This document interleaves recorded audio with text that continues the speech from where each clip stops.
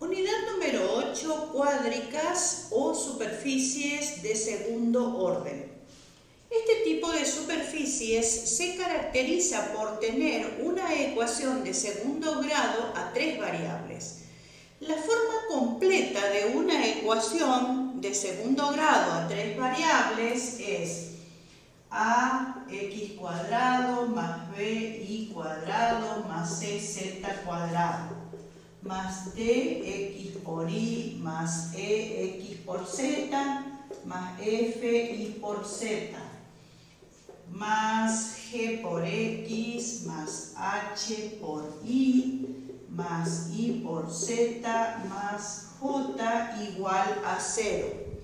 Tenemos los tres términos que son cuadrados de variables únicas, tres términos que son productos de variables diferentes, de a 2, los tres términos lineales y el término independiente.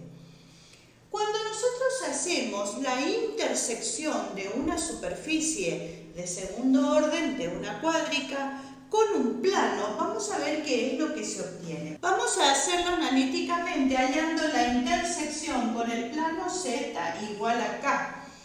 Si recordamos lo que vimos en la unidad anterior sobre el plano z igual a una constante, es un plano paralelo al plano xy, a la altura de z igual a k justamente. Ahora, cuando nosotros reemplazamos k en cada z que aparece en la ecuación tendrá ahora como variables nada más a x e y. Vamos a reordenar los términos entonces para ver lo que queda. Ax cuadrado queda igual, más bi cuadrado queda igual. Este término pasa a ser término independiente, constante, queda d por xy, que es producto de las dos variables distintas. Estos dos términos pasaron a ser lineales. Estos son lineales y estos términos independientes. Vamos a asociar los términos que tienen x. Pasan a ser ahora e por k, que tiene x, voy a ir marcándolos. E por k sería en este caso, el otro va a ser más g, estos tienen x. Más los que tienen lineal en y, pasan a ser este, f por k, luego tenemos más h, factor común y. Y ahora vienen los términos que son independientes. Tengo entonces c por k cuadrado, luego tengo y por k, más j igual a 0, z igual a k. Como vemos, nos quedó una ecuación de segundo grado a dos variables completas y como ya conocemos, esto es la representación en una ecuación de una cónica que está ubicada en el plano z igual a k. La cónica será verdadera, degenerada en rectas en un punto, pero es una cónica entonces. ¿Qué significa esto como conclusión general? Cuando se corta a una cuádrica o superficie de segundo orden con un plano, sobre este plano se obtiene una cónica. Formas reducidas de la ecuación de una cuádrica. El trabajo que aquí se hace es equivalente al que se había hecho en la unidad que generalizaba a todas las cónicas en el estudio de la ecuación de segundo grado en aquella unidad en el plano. Por eso tenía dos variables, pero ahora en el espacio, que es la ecuación que vimos recién. Lo que se hace entonces es tratar de hallar lo que sería la forma canónica de las ecuaciones de las cuádricas. Todavía no sabemos qué forma tienen, pero se parte de la ecuación general completa a tres variables y se aplican los movimientos que serían las transformaciones de coordenadas. Un primer movimiento que se aplica entonces es el movimiento de rotación. Después de la rotación a la ecuación completa, le van a faltar los términos que tienen, por un lado, producto de variables diferentes, es decir, x por y, x por z, y por z. Lo que va a ocurrir entonces es que vamos a obtener una ecuación de la forma, le voy a llamar a' porque los coeficientes ya cambiaron. A' por x cuadrado pasa a ser mayúscula, ya hubo un movimiento, más b' por y cuadrado más C' por Z cuadrado. Los tres que son entonces productos de variables diferentes ya no están. Va a quedar entonces, o sea, D, E, F no están. Va a quedar G' por X, H' por Y, más Y' por Z, más J' igual a 0. Eso es una de las opciones de lo que puede ocurrir. Después de la traslación que se aplica a continuación, entonces también va a ocurrir en este tipo de ecuaciones que se anulen los coeficientes de los términos que son lineales. Rotación, perdimos los términos que tienen producto de variables diferentes, traslación, los lineales en este tipo de situación. Entonces nos va a quedar la ecuación A segunda, ya son dos los movimientos, X' cuadrado más B segunda por Y cuadrado más C segunda Z' cuadrado más J segunda igual a 0. Para simplificar la escritura, vamos a llamarle con X minúscula, con Y minúscula, con Z minúscula, las tres variables que tienen, además de ser mayúscula, prima. Pero ya sabemos que hubieron los dos movimientos. Lo reitero, es nada más a modo de simplificar la escritura. Esto va a ser entonces A segunda por X cuadrado más B segunda por Y cuadrado más C segunda por Z cuadrado más J segunda igual a 0. Esta entonces es la que llamamos forma reducida de la ecuación de las cuádricas con centro. Es entonces, si observamos la ecuación, la que conserva los cuadrados de las tres variables y el término independiente. Luego de la rotación también puede llegar a ocurrir que se anule el coeficiente de uno de los términos que contiene el cuadrado de una de las variables. Tomemos a modo de ejemplo que se anula el coeficiente de Z cuadrado. Cuando se anula el coeficiente de ese término cuadrático, el término lineal después de la traslación no puede anularse porque perderíamos a una variable. Entonces, lo que va a pasar es, después de la rotación, como digo, queda A' por X cuadrado más B' por Y cuadrado, se anula C', se anulan los que contienen productos de variables diferentes y nos quedan los lineales. Estoy hablando solo lo que ocurre después de la rotación. Entonces, queda G' por X más H' por, Y más Y' por Z. Y también el término independiente se anula, entonces queda igual a 0. Después de la traslación aplicada a esta ecuación, vamos a tener A segunda por X' cuadrado más B segunda por Y cuadrado. Se anulan los que son lineales, excepto el que tiene Z. Ya lo dijimos, no podemos perder una variable. Más Y segunda por Z' igual a 0.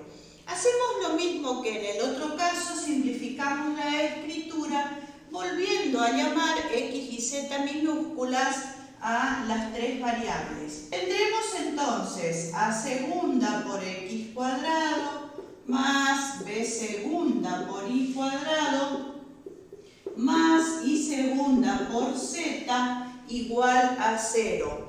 Esta es entonces la forma reducida de la ecuación de las cuádricas sin centro. Como dijimos, características tiene dos términos cuadráticos y el término lineal de la variable cuyo cuadrado no está. Seguimos trabajando con las ecuaciones. Voy a retomar la forma reducida de la ecuación de las cuádricas con centro. Vamos a suponer que el término j segunda es siempre negativo. Si no lo fuera, multiplicamos a ambos miembros por menos 1 para que resulte negativo. Entonces, lo que vamos a hacer es dividir a ambos miembros por el número positivo menos j segunda. Si divido, entonces va a quedar x cuadrado dividido por menos j segunda sobre a segunda, más y cuadrado dividido por menos j segunda sobre b segunda, más z cuadrado sobre menos j segunda sobre c segunda, igual a 1 va a quedar. Nos quedaron entonces tres términos cuadráticos. Solo sabemos que en el numerador tengo un número positivo, porque lo dijimos ya, menos j segunda es positivo. No sé los signos de a, b y c segunda. Lo único que sabemos es que los tres no pueden llegar a ser simultáneamente negativos, porque si no nos daría la suma de los tres una igualdad a 1. Entonces, algunos serán positivos, algunos negativos, pero no sabemos cuáles. Lo que vamos a hacer es, al valor absoluto de menos j segunda sobre a segunda, le vamos a llamar a cuadrado. Al valor absoluto de menos j segunda sobre b segunda, b cuadrado. Y el valor absoluto de menos j segunda sobre c segunda es c cuadrado. Entonces, este término va a pasar a ser más menos, porque estoy considerando solo el valor absoluto, no sé qué signo tiene, x cuadrado sobre a cuadrado, más menos y cuadrado sobre b cuadrado, más menos z cuadrado sobre c cuadrado, igual a 1. Esta expresión que nos quedó, entonces, ya pasa a ser la forma canónica de la ecuación de las cuádricas con centro. Puede ocurrir que los tres términos sean positivos. En ese caso, entonces, lo pongo acá, tres positivos, entonces la cuádrica que esa ecuación representa recibe el nombre de elipsoide. Si tenemos dos términos positivos y uno negativo, no importa en cuál de las combinaciones, esta cuádrica pasa a llamarse hiperboloide de una hoja. Y teniendo un positivo y dos negativos, pasará a llamarse hiperboloide de dos hojas. Y estas son todas las llamadas cuádricas con centro. Tomamos ahora la forma reducida de la ecuación de las cuádricas sin centro. En este caso vamos a suponer que a segunda es siempre positivo, y si no lo fuera, lo que hacemos es multiplicar a ambos miembros de la ecuación por menos 1. Y la otra consideración que hacemos es a i segunda siempre negativa. ¿Qué ocurriría si no lo es? Entonces lo que hacemos es invertir al eje z. No podemos volver a multiplicar por menos 1 porque obviamente retrocedemos con lo que habíamos supuesto para a segunda. Entonces se invierte el eje z y se mira desde el otro octante, digamos, ¿sí? Entonces, a segunda positivo y segunda negativo. En esas condiciones vamos a dividir a ambos miembros de la ecuación por el número positivo, que es menos y segunda sobre 2. Lo hacemos entonces, va a quedar x cuadrado dividido por menos y segunda sobre 2a segunda, más y cuadrado sobre menos y segunda sobre 2b segunda. Acá pasamos al otro miembro y vamos a tener Esto quedaría, lo escribo suave y luego borro, menos i segunda sobre 2. Entonces, simplificado y pasado al otro miembro, esto es 2z. Este número sabemos que es positivo, menos i segunda sobre 2a segunda, eso ya lo sabemos. A este número, menos i segunda sobre 2a segunda, que reitero siempre es positivo, le vamos a llamar P minúscula. Y al valor absoluto de menos i segunda sobre 2b segunda le vamos a llamar Q. Sustituido esto, entonces va a quedar x cuadrado sobre p más menos, porque en este no sé qué signo tiene, i cuadrado sobre q es igual a 2z. Y esta entonces es la forma canónica de la ecuación de las cuádricas sin centro y puede llegar a ocurrir solamente dos situaciones, y es que los dos términos son positivos, entonces la superficie que esa ecuación representa recibe el nombre de paraboloide elíptico. Y cuando tenemos un término positivo, que siempre es el primero, y uno negativo, la superficie se llama paraboloide hiperbólico.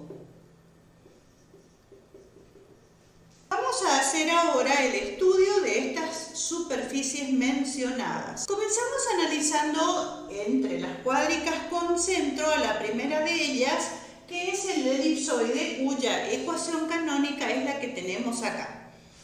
En este caso, entonces, tenemos los tres términos positivos en el primer miembro. Cualquiera sea la cuádrica estudiada, se analizan cinco aspectos siempre desde la ecuación.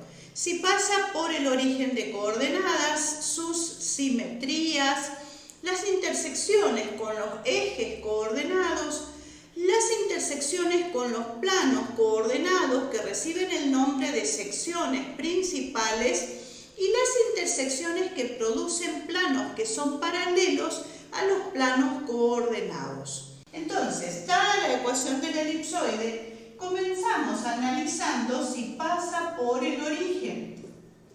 Analizar si pasa por el origen significa reemplazar las coordenadas del mismo en la ecuación y analizar si se va a dar una igualdad o no. Las coordenadas son 0, 0, 0, que sumados no nos dan 1, con lo cual entonces esta superficie no pasa por el origen de coordenadas. Segundo aspecto que estudiamos son las simetrías. Las simetrías tienen que ver con los cuadrados, valores distintos de x, opuestos mejor dicho, de x, de y, de z, dejan a la ecuación igual, dan los mismos resultados. Quiere decir que esta superficie es simétrica con respecto al eje x, con respecto al eje y, con respecto al eje z. Estamos hablando ahí de simetrías axiales. Ahora, si son simétricas con respecto al eje X, con respecto al eje Y, también será una superficie simétrica con respecto al plano que estos ejes determinan, que es el XY.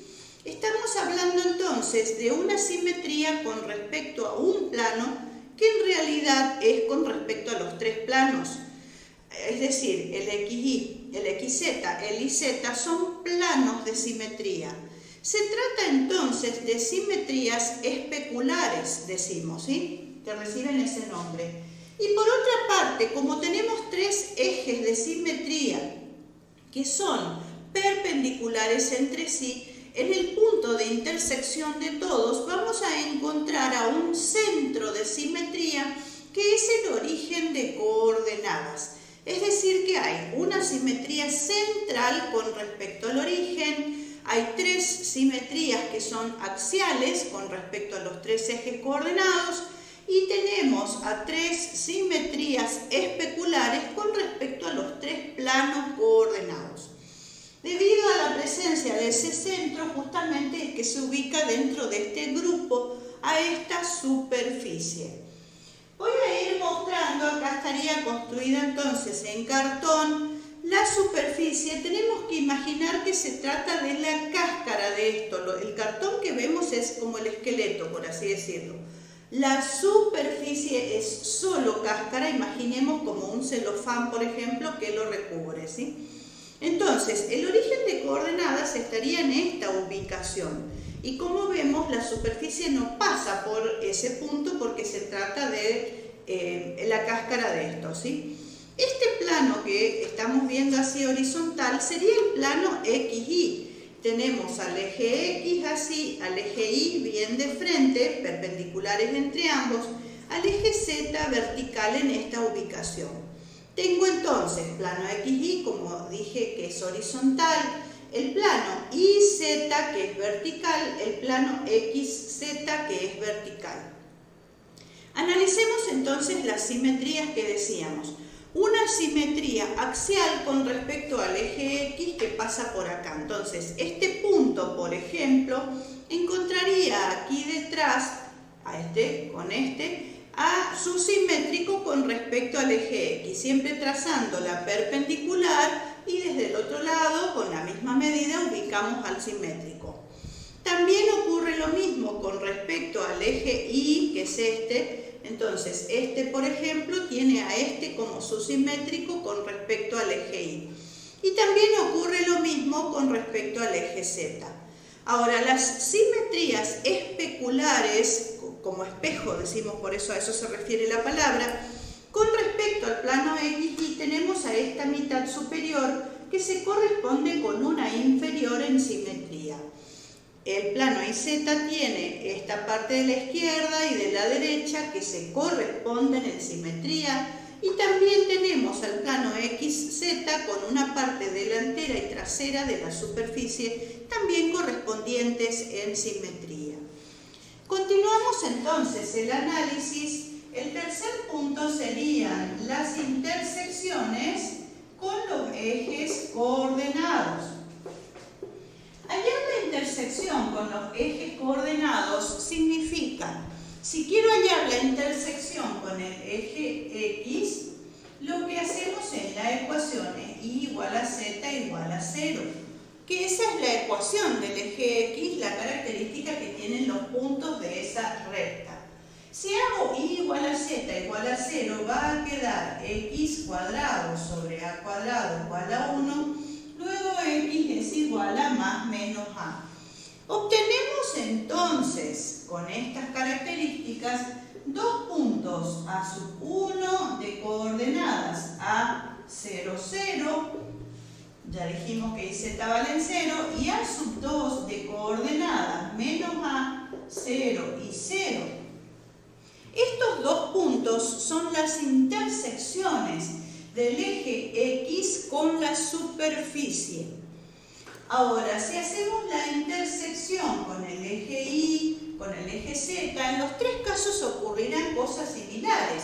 Con el eje Y hacemos X igual a Z igual a 0 y vamos a obtener que Y es igual a más menos B. Luego habrá un punto B sub 1 de coordenadas 0, B, 0 y B sub 2 de coordenadas 0, menos B, 0. Son las dos intersecciones con el eje Y. Y luego tenemos la intersección con el eje Z haciendo X igual a Y igual a 0, con lo que Z será igual a más menos C, y entonces habrá C sub 1 de coordenadas 0, 0, C y C sub 2 de coordenadas 0, 0, menos C.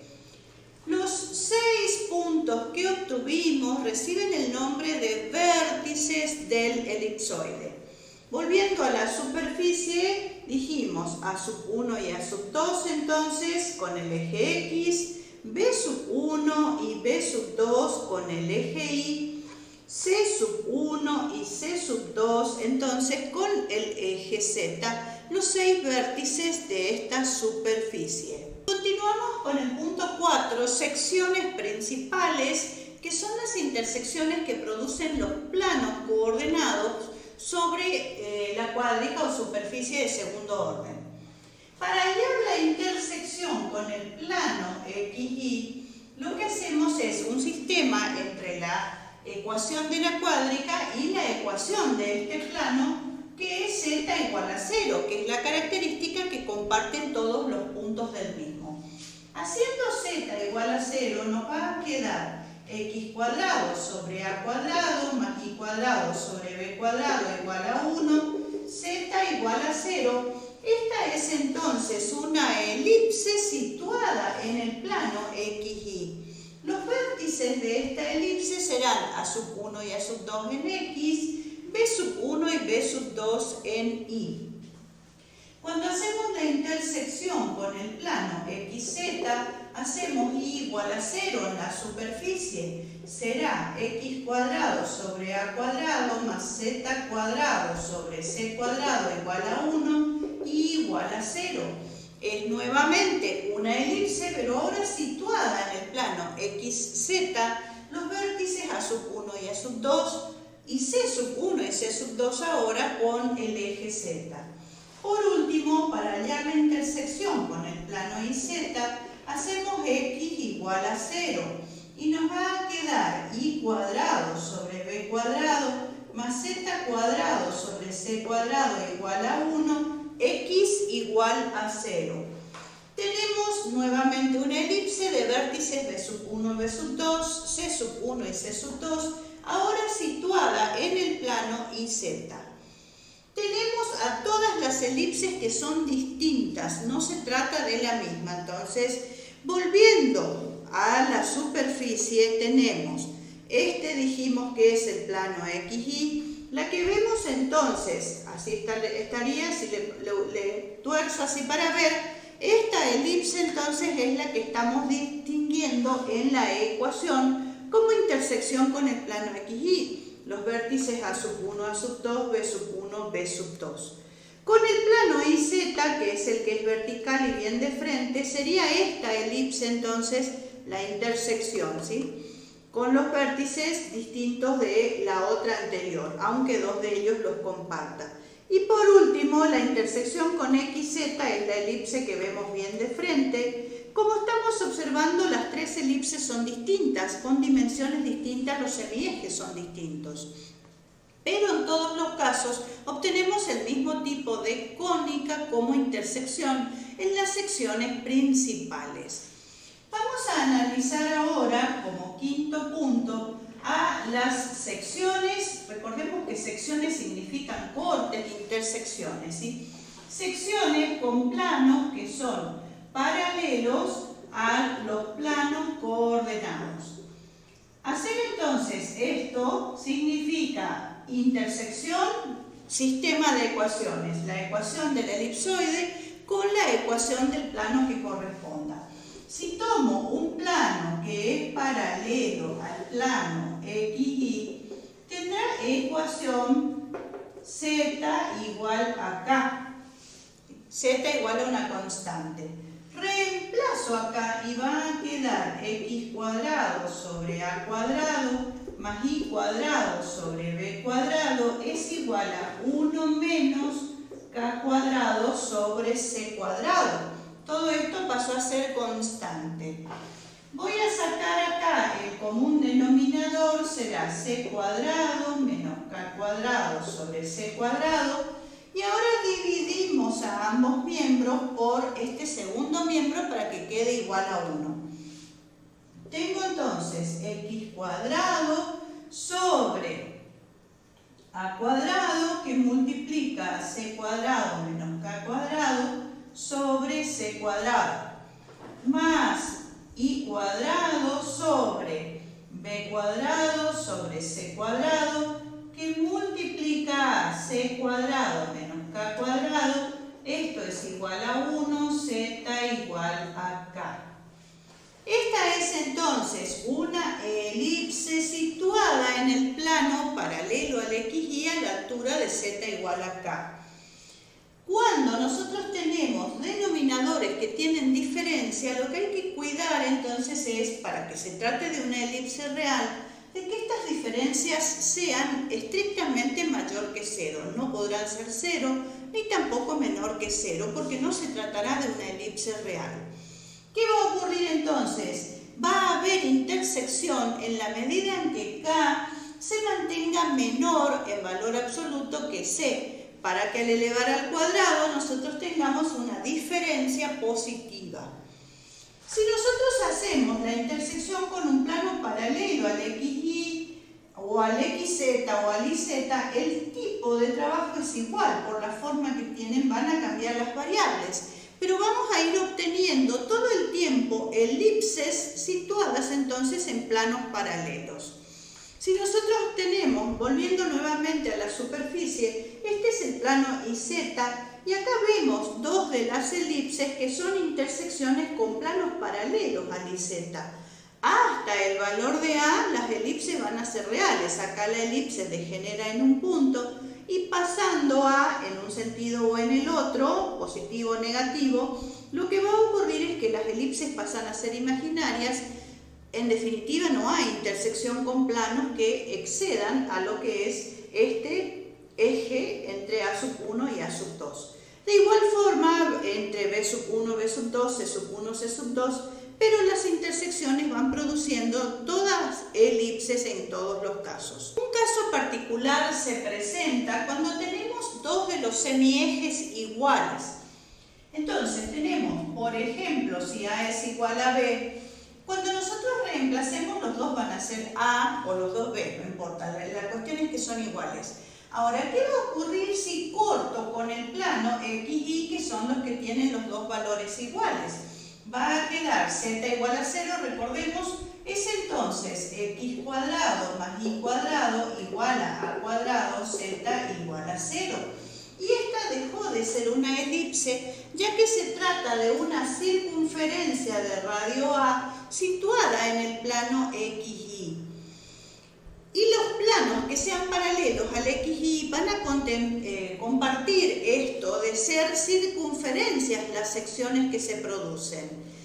Decimos entonces que se trata de un elipsoide de revolución que se generó por la rotación de una elipse alrededor de su eje mayor, por ejemplo, en este caso, ¿sí? O el menor. Habrá que ver en qué sentido, no importa, pero se genera por rotación de una línea plana alrededor de su eje. Se parecería bastante a lo que es una pelota de rugby. Si uno se imagina cortar a la pelota de rugby, son circunferencias las que va obteniendo y no elipses, ¿sí? En uno de los sentidos. El otro caso particular es que los tres semiejes sean iguales. Si eso ocurre, entonces nosotros vamos a tener x cuadrado más y cuadrado más c cuadrado igual a a cuadrado, ya que pasa a ser un denominador común. Esta entonces, si pensamos que todos los semiejes son iguales, ya pasará a ser una superficie esférica, porque vamos a tener entonces por rotación de una circunferencia alrededor de un diámetro cualquiera. Lo que vamos a tener entonces circunferencias en cualquiera de los cortes de las secciones principales y también en los cortes de planos que sean paralelos a los planos coordenados. Continuamos con otra cuádrica con centro y es el hiperboloide de una hoja. Tiene dos términos positivos y uno negativo. Hay tres combinaciones posibles, estamos tomando una de las posibles para analizar.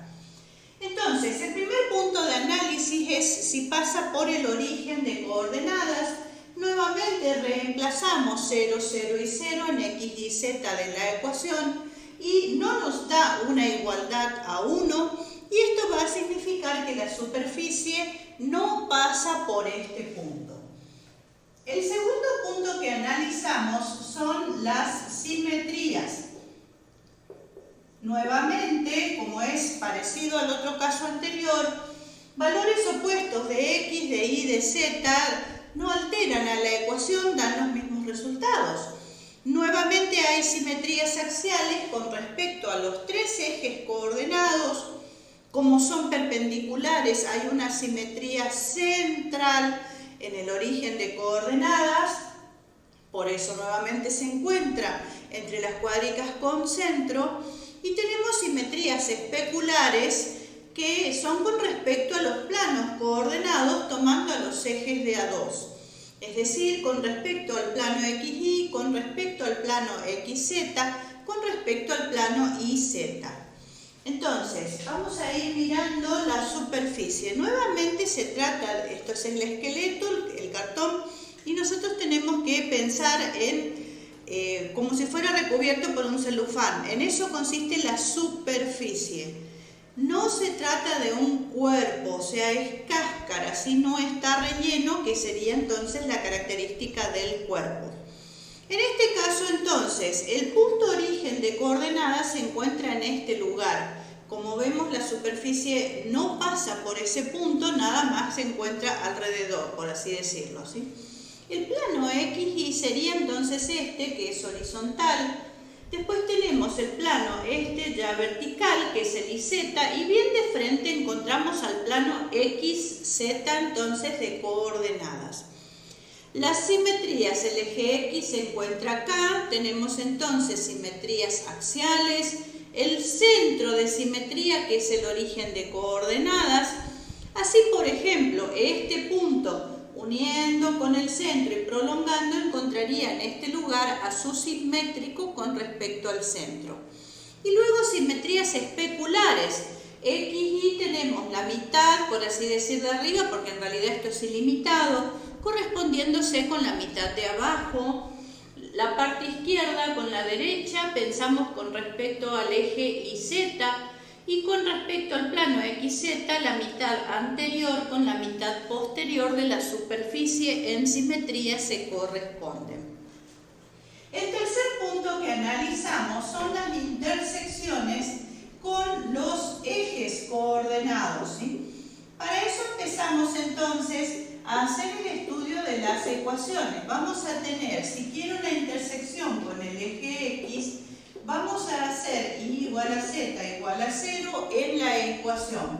Y nos va a quedar x es igual a más menos a.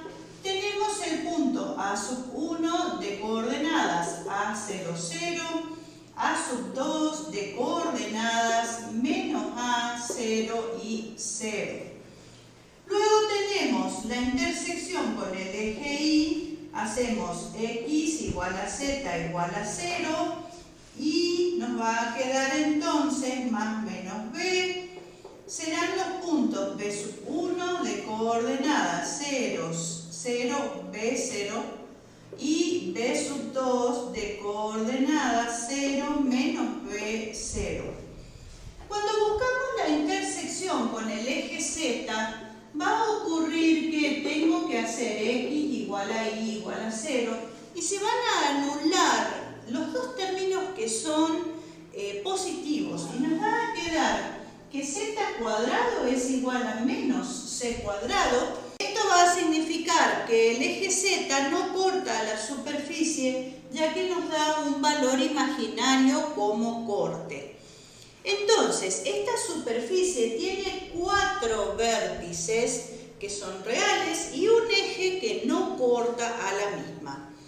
Mirando entonces de nuevo sobre la superficie, tenemos a sub 1 y a sub 2 intersecciones con x, b sub 1 y b sub 2 delante y detrás tenemos las intersecciones con el eje y el eje z queda por dentro entonces de la superficie sin que haya intersección real con esta recta. Continuamos ahora analizando las secciones principales.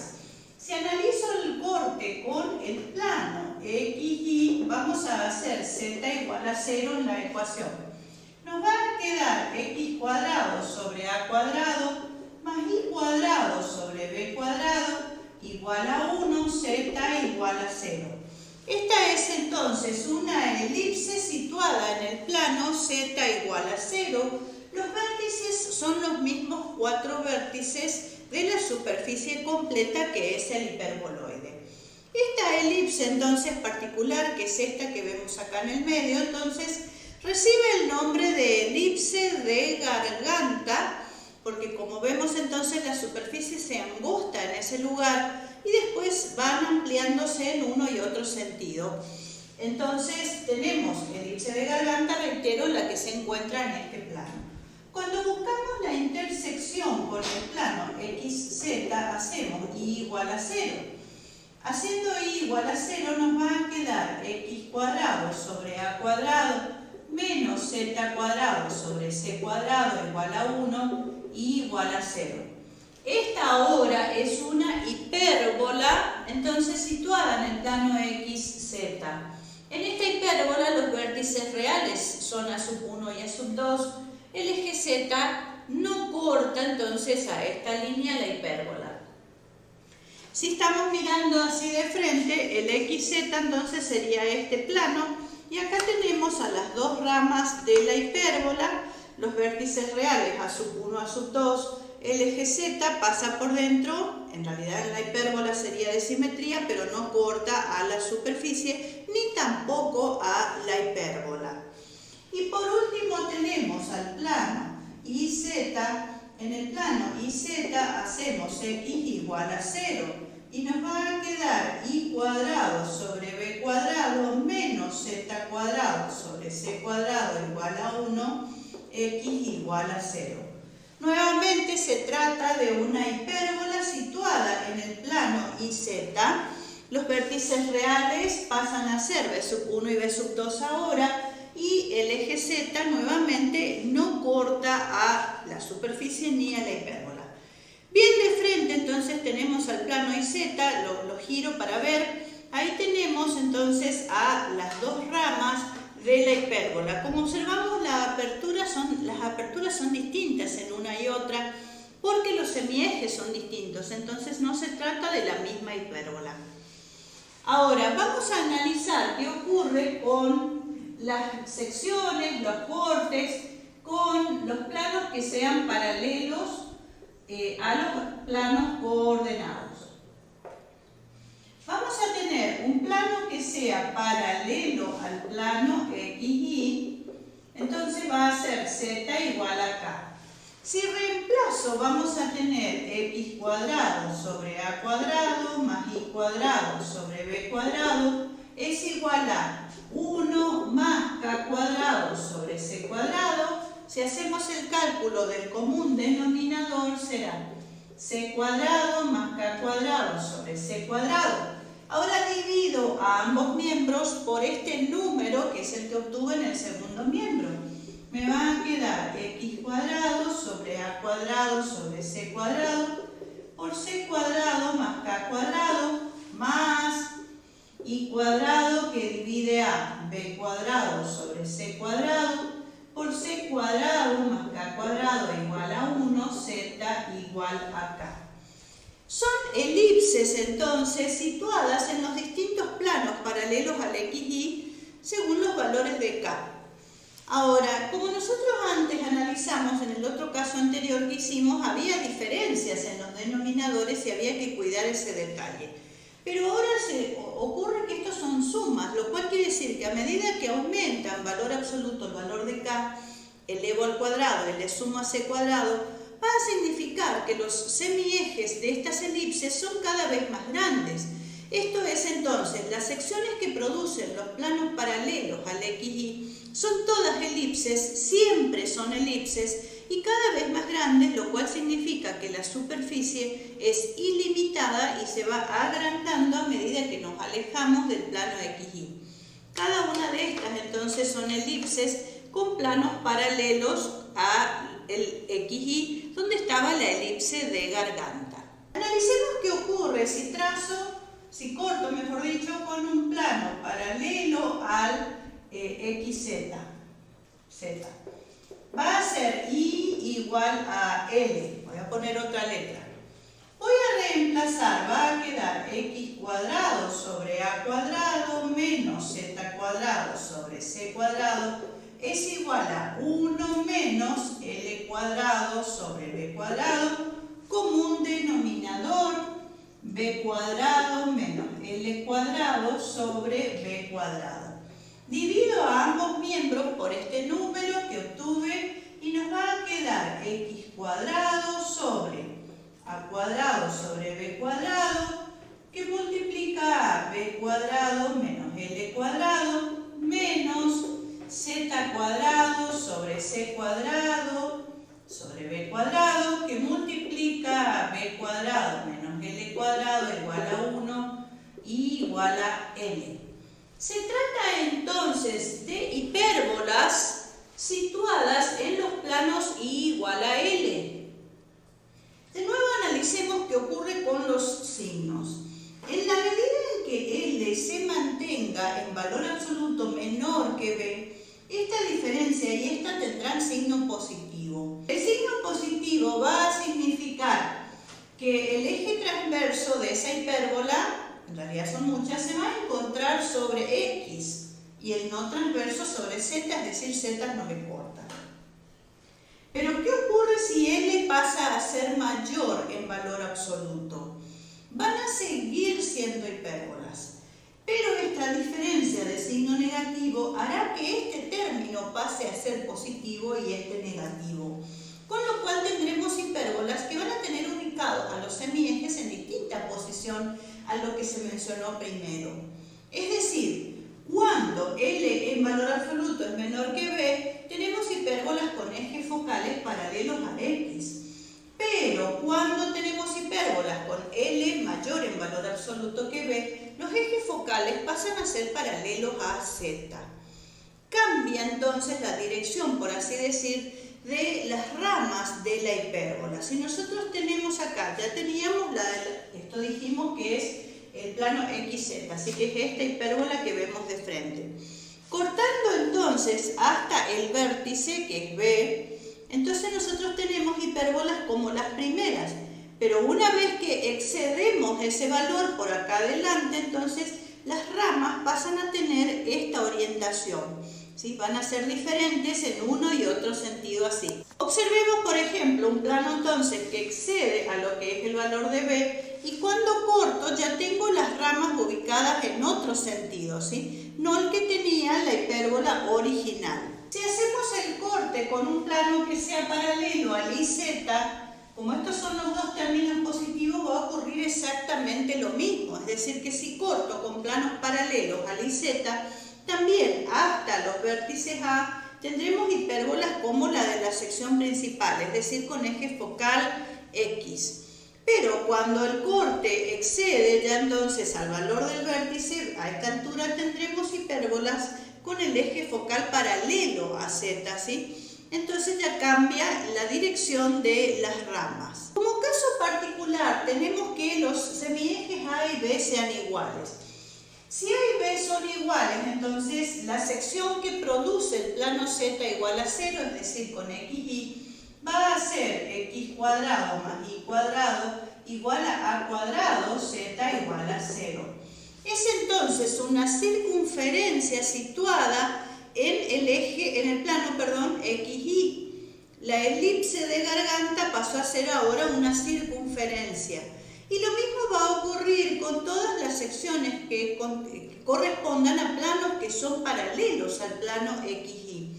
Se trata entonces de un hiperboloide de una hoja de revolución. Decimos que se produce por la rotación de una hipérbola alrededor del eje que no corta a la línea, ¿sí? El eje ideal. Entonces, cuando esto gira, va a generar la superficie que estamos mencionando, ¿sí? Si pensamos, sería una hipérbola que gira alrededor del eje Z, entonces, para generarse esta superficie de revolución.